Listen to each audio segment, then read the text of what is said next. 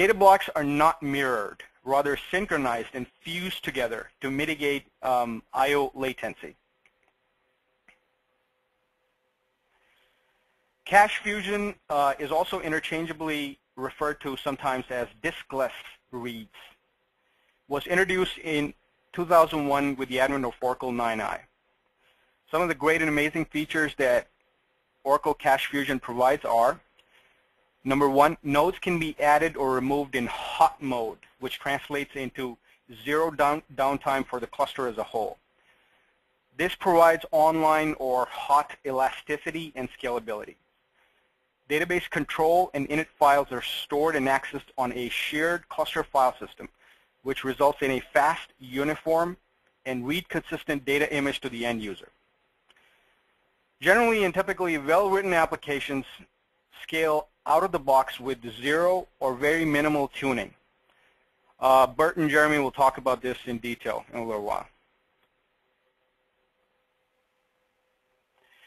Cache fusion is extremely fast as compared to the earlier incarnations of RAC, known as Oracle Parallel Server, or OPS, which used concepts such as disk block pinging, parallel cache management, or PCM as it was known.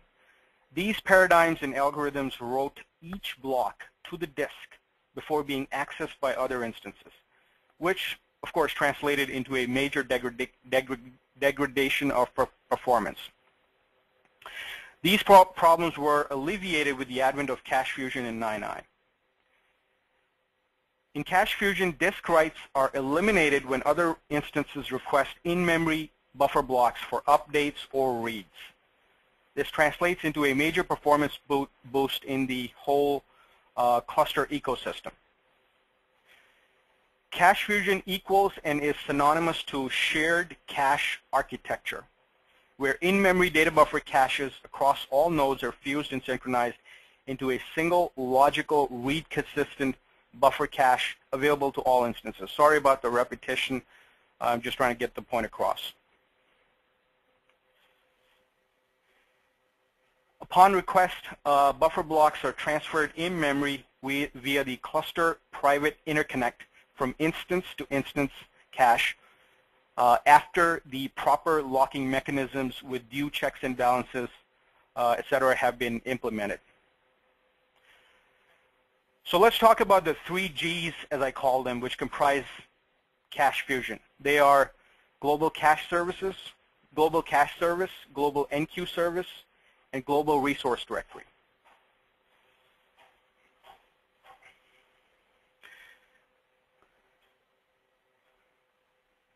Global cache service is essentially used for and is responsible for the fast instance-to-instance transfer of data blocks and is basically the backbone of what's responsible for establishing and implementing cache coherence. It's implemented by either 2 hops or 3 hops. Global NQ service is responsible for the lock management mechanisms that are used for block buffer locking. The resource directory is essentially a repository or a mini database, if you will, that is used for keeping track of cached information such as location, role, mode, etc. of the block buffers. Again, the private cluster interconnect is the critical piece of hardware that is used for inter-instance block transfers to enable and achieve this fusion or synchronization of the buffer cache. This diagram gives you a graphical depiction of the various components that comprise cache fusion and the processes that make them up. We are going to talk about the processes in detail in a little while, but I'm just going to quickly touch up on the top part of the diagram. As you can see, you have your buffer cache on the right-hand side at the top, and on the left-hand side you have your library as well as your dictionary metadata cache. And on the top middle corner we have the log buffer, or the redo log buffer, which uses the which uses the log writer processes to communicate to and from the SAN or the disk.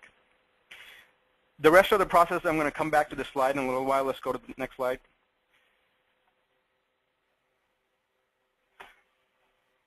So let's talk about Global Resource Directory. Global Resource Directory, or GRD, is basically an internal repository, a mini database that is stored by all instances of the cluster.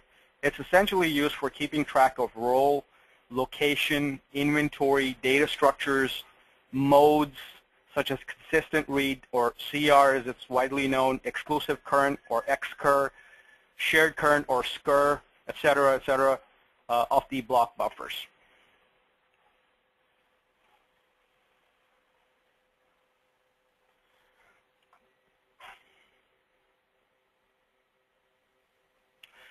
Global Cache Service, or GCS, is the backbone of cache fusion and is the driving technology responsible for achieving cache coherence. Here's what GCS achieves.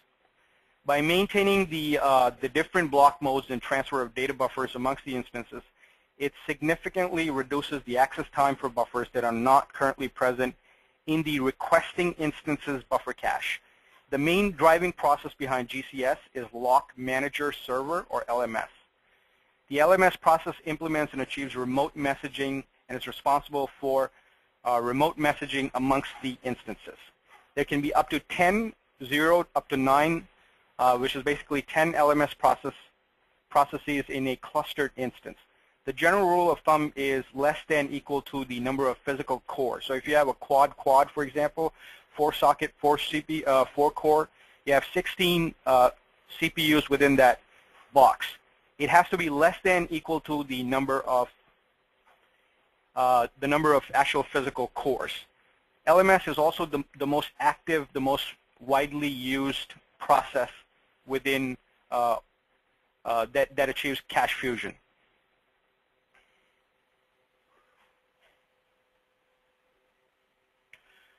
Global NQ Service, GES, known as Dynamic or Distributed Lock Manager, DLM, in previous versions, is the driving technology that implements the various locking mechanisms used in cache fusion. The LMON process is responsible for cluster monitoring and management of global resources, which are also known as cluster group services. LMD0 processes are responsible for the following operations: accessing the global queues, NQ request processing, detection of distributed locks, and resource request management within the RAC instances. RAC uses GES, or Distributed Lock Manager, to coordinate access to global resources such as NQs. A single node is designated as a resource master. Reconfiguration of these master assignments is dynamic or hot, depending on the number of instances that are actively participating in the cluster. One thing to remember that GES is responsible for all non-buffer resources. That is, it implements global resource access except for data buffer blocks. So how do you measure efficiency? Efficiency is typically, within the Oracle RDBMS world, it's typically measured by wait events. So the global cache service wait events are generally accepted as a good measure of the efficiency of your cache fusion or your cluster interconnect. These are some useful dynamic performance views.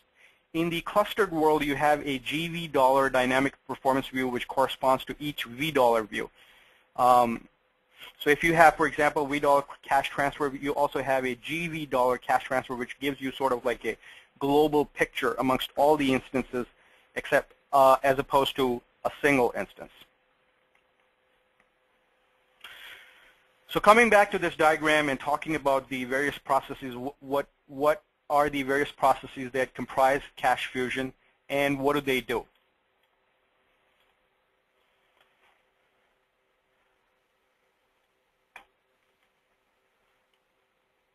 On the bottom left-hand side, you will see the LMS process, or the Lock Manager Server process. This process is responsible for sending, receiving, and processing global cache service block transfers, CS requests, and GCS messaging. As I mentioned earlier, you can have up to 10 processes, 0 to up to 9, and it maintains a lock database for the global cache service and buffer cache resources. The LMD0 process, which you see on your left, bottom left corner, is basically responsible for managing your enqueued requests under your GES, or your global enqueue service. In particular, the LMD processes are responsible for incoming enqueued requests and also control the access to global enqueues. They're also responsible for, the LMD0 process is also responsible for performing distributed deadlock detections. So that was a quick, limited deep dive of Cache Fusion. One other topic that's very important as relates to Cache Fusion is the life cycle of how blocks are basically requested, accessed, cached, transferred, and synchronized within the overall Cache Fusion picture. Arup Nanda has delivered a great session in this regard. It's called Cache Fusion Under the Hood, and I encourage you, you can do a Google search and you'll find it, the recordings of the session. I encourage all of you to attend that or to listen to it on demand. And with that, I pass it on to Jeremy, who's going to talk about rack performance tuning. Thanks. So we've had a very good overview of how the cache works and of sort of some of the other internals of rack. I think where the rubber hits the road is that you might have an application actually running on a cluster database, and when that application starts to run slowly, you need to know what to do. So as a starting point, I wanted to just, this is a good starting slide. Starting out with performance tuning, I think I wanted to start out and say that essentially performance tuning really works the same with rack as it does on any other database. There's something unique about Oracle. If you have Oracle databases at your business where you're working, Oracle, and if you've worked with other databases that are out there, Oracle, there aren't many databases where you can come out of the box and you can pull up a screen where it shows you a chart, a graph of exactly how much time is spent doing what during every minute of the day for the past however long you want to keep your history for. Oracle is instrumented very, very well to show you what's going on inside of it. And that's partly been the result of, it's been a collaborative process with people that have been tuning Oracle for the past 20 years. So today I think it's fairly well accepted, it's well established, I think, within the community of professional database administrators on Oracle that generally the approach I think most often taken to tuning is based on time. In other words, and it's based very much on the end user. So if your application is a web application and they need to click on a screen, the question is how long, when they click that button, does it take for the next screen to come up? That's the important thing. And it doesn't matter how. If you can make that happen twice as fast, then that's what's important. It doesn't matter whether you change something at the application server level or at the database level or at the disk level to do that. But in order to do that, you need to know where, if it takes 10 seconds for that report to run, you need to know why is it taking 10 seconds? What is that 10 seconds doing? And this is something that's been, this has been well established, like I said. If you go to any Oracle conferences, you'll find lots of sessions where people talk about this. Even back in 2004, Rich Nemiak was saying on Oracle 9i that first you tune the application, then you tune the database, and then you tune the operating system, and then last you go on to begin with the rack-specific things